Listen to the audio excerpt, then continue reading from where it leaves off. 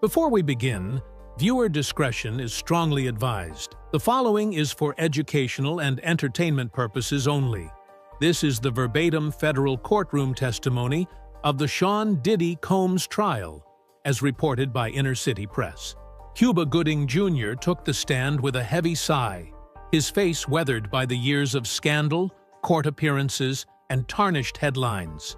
The courtroom murmured as the Oscar winner adjusted the microphone, glanced down at his hands, and tried to steady them. It was his first time speaking publicly under oath about his ties to Sean Diddy Combs, and about the night his own name was dragged into one of the most explosive scandals in entertainment history. Cuba Gooding Jr. took the stand with a heavy sigh, his face weathered by the years of scandal, court appearances, and tarnished headlines.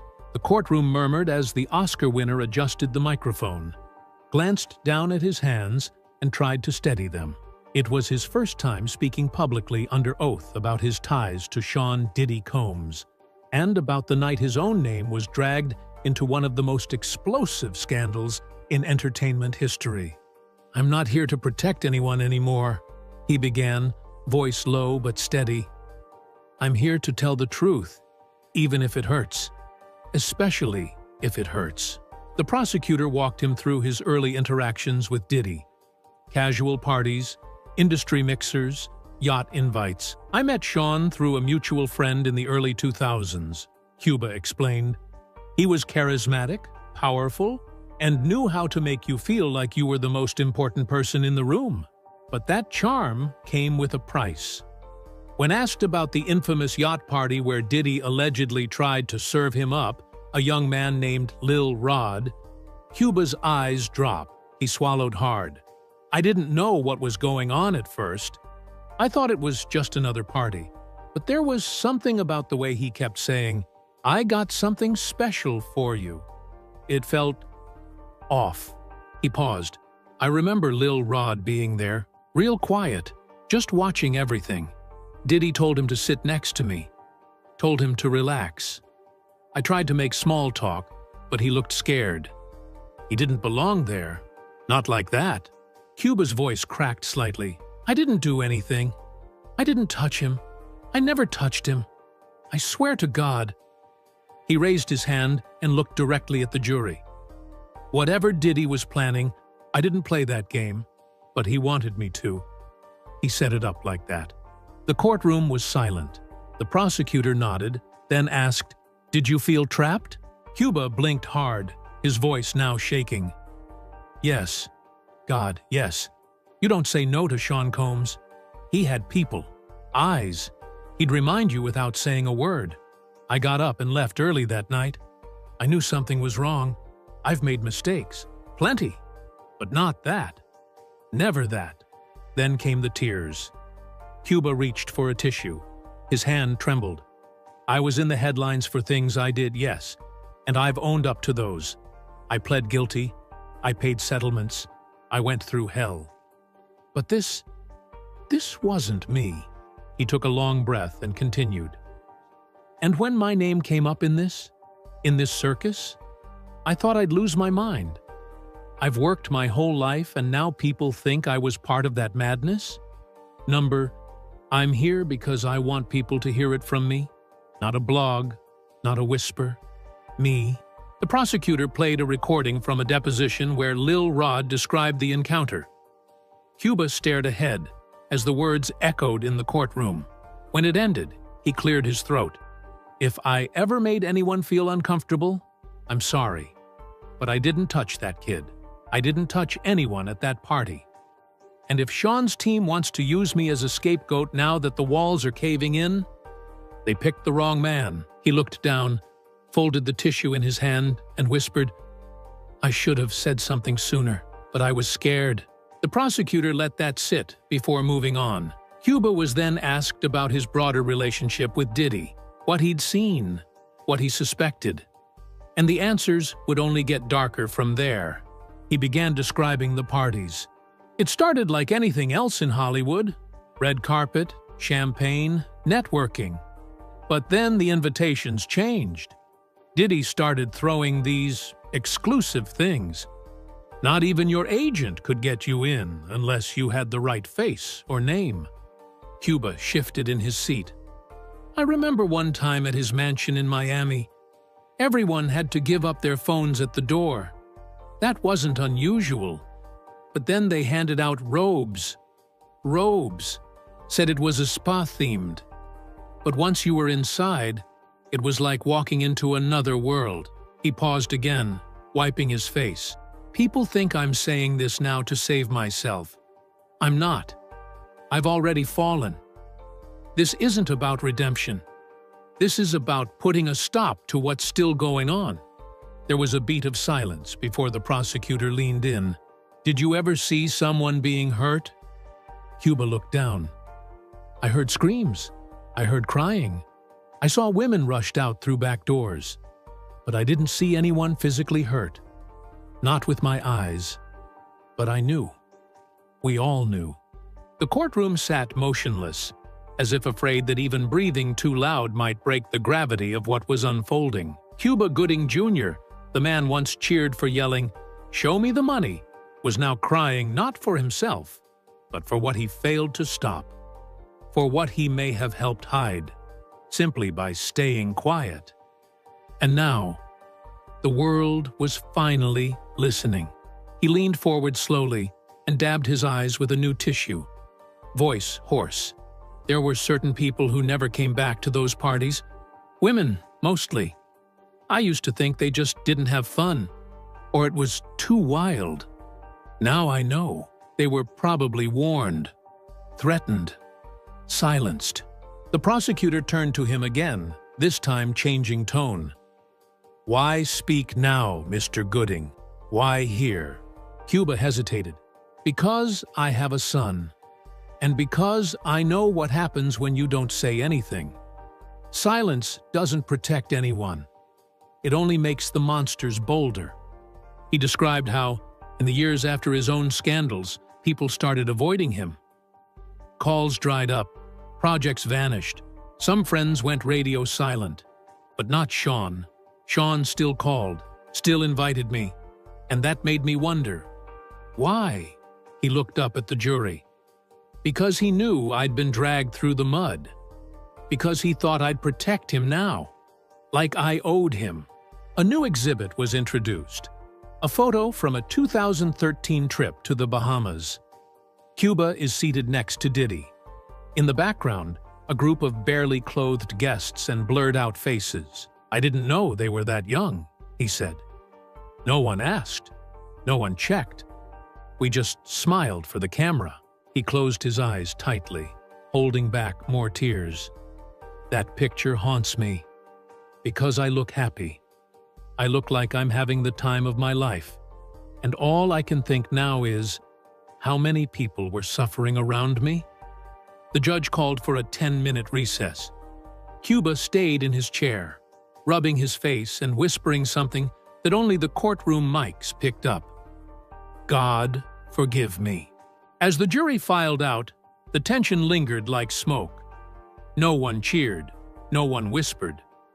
They just watched the broken man on the witness stand, caught between his past and a chance to finally tell the truth. Cuba returned to the witness stand after recess with a different kind of tension in the air. His suit was slightly wrinkled now, his eyes bloodshot. He didn't need prompting to continue. He leaned into the mic, like he'd been holding this in for years. There's one thing I've never said publicly, he began, his voice low and shaking. One night, at Diddy's house in L.A., something happened that I couldn't unsee. He wiped his eyes before the tears even came. It was one of those parties, the kind where nothing felt real, where everyone had to sign NDAs before walking in, where people walked around in masks, not for fun, but to protect names. I remember walking into the upstairs hallway and hearing a girl scream. The courtroom froze. I didn't know what to do. I froze. I thought maybe it was part of the party. But when I turned the corner, I saw a security guard slamming a door shut, fast, like he didn't want anyone to see inside. Cuba's voice cracked. I asked him what was going on. He just looked at me and said, "This room's off limits, Mr. Gooding." He stared forward, as if he were back in that hallway. I walked away. I didn't say a word to anyone. And that's what haunts me the most. I could have stopped something. I could have asked questions, but I just didn't. The prosecutor remained quiet, letting the moment breathe. When the lawsuits came out, when the stories started breaking, I saw some of those same girls. Different names, same eyes, same fear. I could have spoken up then, but I thought, who'd believe me? I was already knee-deep in my own mess. I thought if I opened my mouth, they'd say I was doing it to save face. Cuba took a long breath and let the silence carry the weight of his words. But it wasn't just me staying quiet. There were dozens of people at those parties. Actors, producers, athletes, influencers. Big names. And they saw the same things. Maybe worse. But they said nothing, just like I did. And that's the real sickness. The silence. The shame. He sat back, staring at the ceiling. People think Hollywood is a dream. But sometimes, it's just a polished nightmare. Cuba straightened his posture, gripping the arms of his chair as if bracing for impact. When the FBI raided Diddy's house, he said, "I wasn't surprised. I was relieved." He looked toward the gallery, where reporters scribbled notes and observers leaned forward. That day, I was waiting. I knew it was coming. Hell, I hoped it was. Because if they took him down, maybe people would stop calling me crazy for what I'd seen. The prosecutor asked if he had ever seen videos or recordings, surveillance or otherwise, at any of these parties. Cuba nodded. Diddy had cameras everywhere, some out in the open, others hidden. I once asked about it, and he joked, "I like to keep memories." He swallowed hard. But they weren't memories. They were weapons. He paused. Sometimes people would leave their phones behind, and Diddy would have them returned, but not before they were searched. One guy, a producer I won't name, got blacklisted for years after one of those parties. Rumor was he threatened to go public. Next thing we knew, his deals vanished overnight. The prosecutor pressed. "Did Diddy ever threaten you directly?" Cuba blinked, then slowly nodded. "Not in so many words, but he once pulled me aside at a brunch, out of nowhere, and said, 'We're both survivors, man. We've both seen too much. And people like us, we gotta stick together.'" He let out a bitter laugh. It sounded like support. But it felt like a warning. Cuba then leaned forward, visibly emotional. "The moment my name came up in this case, I knew I'd be dragged through the mud all over again. I knew they'd say I was just deflecting from my past, but I'm not deflecting. I'm owning it." He held up his hand, tears beginning to roll down his cheeks. "I messed up. I hurt people. I touched someone without their permission, and I pled guilty. I served time. I paid settlements. I did the work, and I still carry that shame. But what I'm talking about now, this goes beyond me. This is a system, a sickness, a machine that feeds on silence and thrives on fear." The mood shifted as the prosecutor displayed a series of photos, events, galas, red carpets, where Cuba appeared beside Diddy, smiling, laughing. "Do you remember this night?" the prosecutor asked, pointing to a photo from 2014. Cuba nodded. "Yeah, that was the BET after-party in Atlanta, the one with the basement club. What happened that night?" Cuba hesitated. "There was a girl. Looked barely legal. Maybe not even that. She was dancing on a table." Diddy clapped his hands and pointed to her. A few minutes later, security had her in a side room. I never saw her leave. The gallery stirred. One juror covered her mouth. "Did you report it?" No, Cuba whispered. I didn't.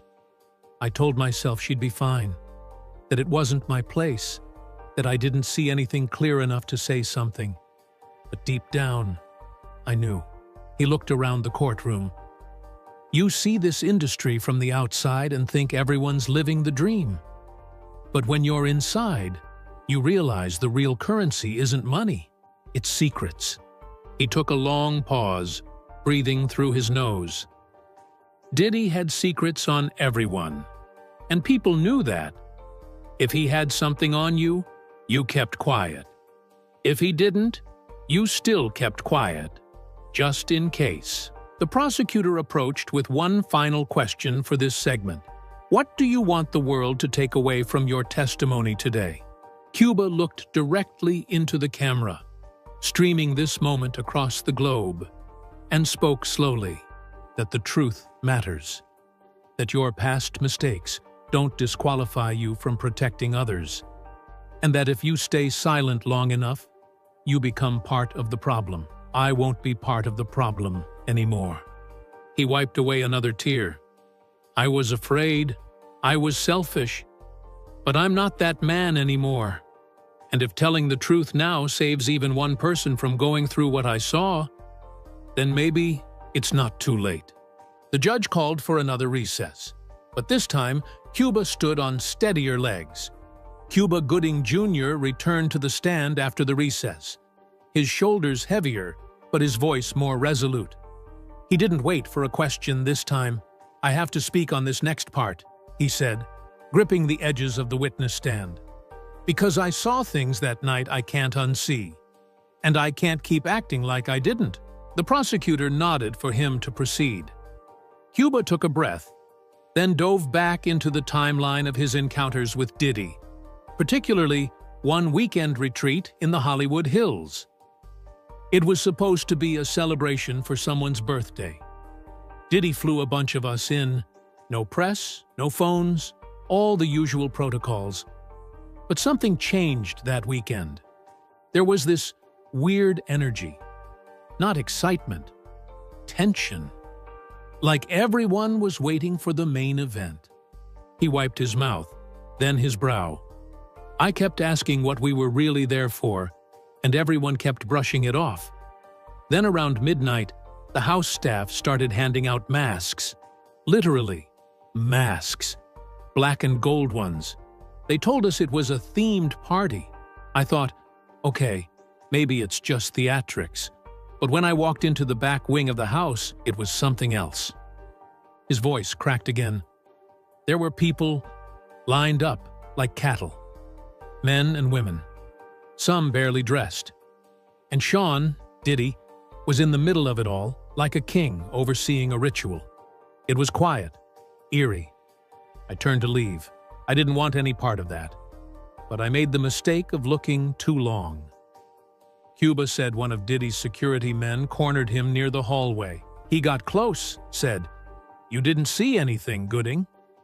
That's the rule. You want to keep working, right? I nodded.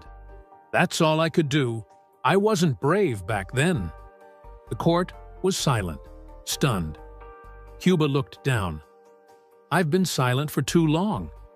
And I know some people are going to say I'm just doing this now to clean up my image or sell a movie, but I don't care. If my testimony helps stop even one person from getting hurt like that, then it's worth every headline, every insult, every backlash.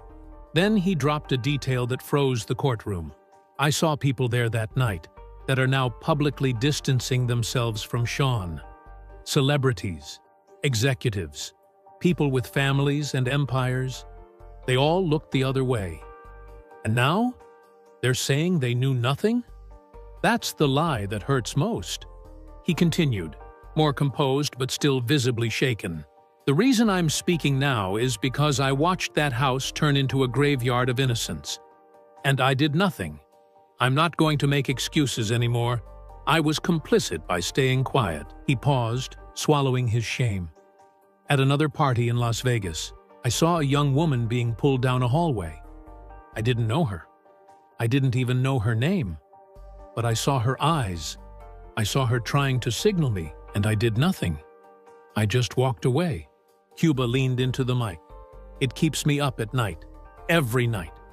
Because the truth is, there were dozens of those girls over the years, and we didn't ask questions. Nobody did. We were too scared, too selfish, too deep in the world Diddy built. The prosecutor asked if he ever told anyone. Cuba nodded. I tried. Once. I called a lawyer friend of mine back in 2016. Told him about the masks, the parties, the silences. He told me to drop it. Said the NDAs would bury me. Said I'd be painted as unstable because of my own charges. So I stayed quiet. Again, his voice grew firmer. But then Cassie came forward. Then Lil Rod. And I realized I wasn't the only one with nightmares. I wasn't the only one carrying guilt. That gave me the courage to reach out to the prosecution, to say, put me on the stand. I'll talk. Because if someone had done that for that girl in Vegas, maybe her story wouldn't be a cautionary tale now. He wiped his eyes again. I'm not looking for redemption. That's between me and God. I'm looking for justice, for the people who got hurt, for the names we'll never know, for the ones who never made it out of those houses. Then he looked toward the defense table, where Diddy sat, stone-faced. I hope you hear this, Sean. I hope you remember every name, every scream, every party you turned into a prison. Because we remember now, and the truth is louder than your money. As Cuba's final words echoed through the room, the prosecution gave him one last question. What do you want the world to take from your testimony? Cuba looked straight ahead. That silence is a chain. And I broke mine. I want people to know that you don't have to be perfect to speak out. You just have to be honest. You just have to be done with the lies. He continued, Hollywood has this sickness, this addiction to power, and Sean, he was the dealer. He made people feel like gods, and in return, they gave him loyalty. I know because I was one of them, and it cost me my career, my reputation, maybe even my soul. He adjusted his seat. I lost years trying to rebuild what I'd broken in myself, and I'll never fully get back what I lost. But I can be a witness. I can be a voice. Then, suddenly, his composure broke again. He began to cry. Not from guilt this time, but from relief. I can't keep carrying it. I can't keep pretending I didn't see what I saw. He stood, unasked, and addressed the room like a confession to the world. I'm sorry to the women, to the people who thought I was better, to the ones I didn't save. I'm sorry. He sat down, drained. The courtroom sat in stunned silence. The prosecutor simply said, "Thank you, Mr. Gooding," and rested the case. No more spin, no more speculation. Just the truth. Raw, human, and long overdue.